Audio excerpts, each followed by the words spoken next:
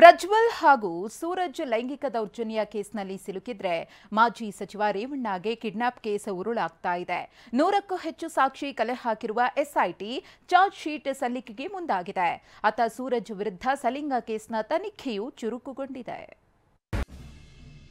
ರೇವಣ್ಣ ವಿರುದ್ಧದ kidnap case charge sheet ready.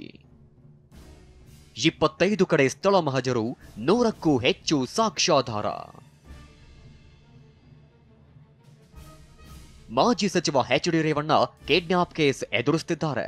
ಅತ್ಯಾಚಾರ ಸಂತ್ರಸ್ತೆಯನ್ನ kidnap ಮಾಡಿದ್ದಾರೆ ಅಂತ ಮೈಸೂರಿನ ಕೆಆರ್ ನಗರ ಠಾಣೆಯಲ್ಲಿ ದೂರು ದಾಖಲಾಗಿತ್ತು. ಇದೇ ಕೇಸ್ನಲ್ಲಿ ಅರೆಸ್ಟ್ ಆಗಿದ್ದ ರೇವಣ್ಣ ಸದ್ಯ ಬೇಲ್ ಮೇಲೆ ಹೊರಗಿದ್ದಾರೆ. ಆದರೆ ಪ್ರಕರಣದ ತನಿಖೆ ನಡೆಸುತ್ತಿರೋ ಎಸ್ಐಟಿ ತನಿಖೆ ಮುಗಿಸಿ ಚಾರ್ಜ್ ಶೀಟ್ ಸಲ್ಲಿಕೆಗೆ ತಯಾರಿ ನಡೆಸಿದೆ.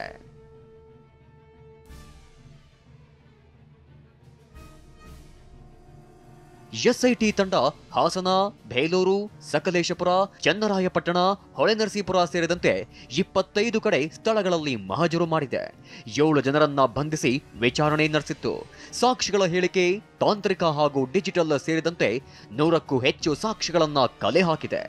ಇದೇ ಕೇಸ್ನಲ್ಲಿ ರೇವಣ್ಣ ಪತ್ನಿ ಭವಾನಿ ಕೂಡ ನಿರೀಕ್ಷಣಾ ಬೇಲ್ ಪಡೆದಿದ್ದಾರೆ. ಕೆಲ ದಿನಗಳಲ್ಲೇ ಕೋರ್ಟ್ಗೆ ಚಾರ್ಜ್ ಶೀಟ್ ಸಲ್ಲಿಕೆ ಆಗಲಿದ್ದು ರೇವಣ್ಣ ಹಾಗೂ ಭವಾನಿಗೆ ಢವಢವ ಶುರುವಾಗಿದೆ. ಗನ್ನಿಕಡ ತೋಟದ ಮನೆಯಲ್ಲಿ ಸಿಐಡಿ ಸ್ಥಳ ಮಹಜರು.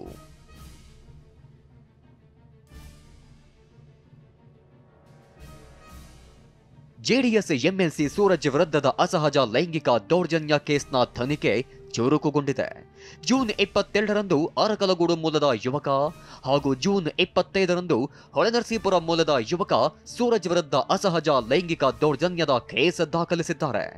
2 ಕೇಸ್ನ ತನಿಖೆ ನಡೆಸುತ್ತಿರೋ ಸಿಐಡಿ ಹಾಸನದ ಗನ್ನಿಕಡ ತೋಟದ ಮನೆಯಲ್ಲಿ ಸ್ಥಳ ಮಹಜರು ಮಾಡಿತು.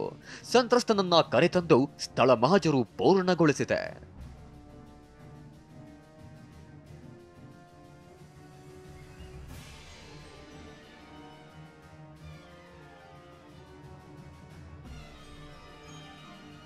ಇನ್ನು ಕೇಸ್ ಬಗ್ಗೆ ಮಾತನಾಡಿದ ಎಚ್.ಡಿ. ರೇವಣ್ಣ ಕಾಲವೇ ಉತ್ತರಿಸುತ್ತೆ ಅಂತ ದೇವರ ಮೇಲೆ ಭಾರ ಹಾಕಿದ್ರು. ನಾನು ನೋಡಪ್ಪ ಇವತ್ತೇನು ಮಾತಾಡಲ್ಲ, ಕಾಲವೇ ನಿರ್ಧರಿಸುತ್ತೆ ಅಂತ ಹೇಳಿದ್ದೀನಿ. ನಾನು ಯಾವುದೇ ವಿಷಯ ಇದ್ದರೂ ನ್ಯಾಯಾಂಗದ ಬಗ್ಗೆ ನನಗೆ ಗೌರವ ಇದೆ, ದೇವ್ರ ಬಗ್ಗೆ ನಂಬಿಕೆ ಇದೆ. ಯಾರೇ ತಪ್ಪು ನನ್ನ ಮಗ ತಪ್ಪು ಮಾಡಿರ್ತಾರ ಕ್ರಮ ತಗೊಂಡಿದ್ದೆ. ಅದೇನೇ ಇರಲಿ, ರೇವಣ್ಣ ಕುಟುಂಬಕ್ಕೆ ಮೇಲಿಂದ ಮೇಲೆ ಪೆಟ್ಟು ಬೀಳ್ತಿದೆ. ಚಾರ್ಜ್ ಶೀಟ್ ಸಲ್ಲಿಸಿದ್ರೆ ಮತ್ಯಾವ ಆಪತ್ತು ಕಾದಿದ್ಯೋ? Bureau report, TV9.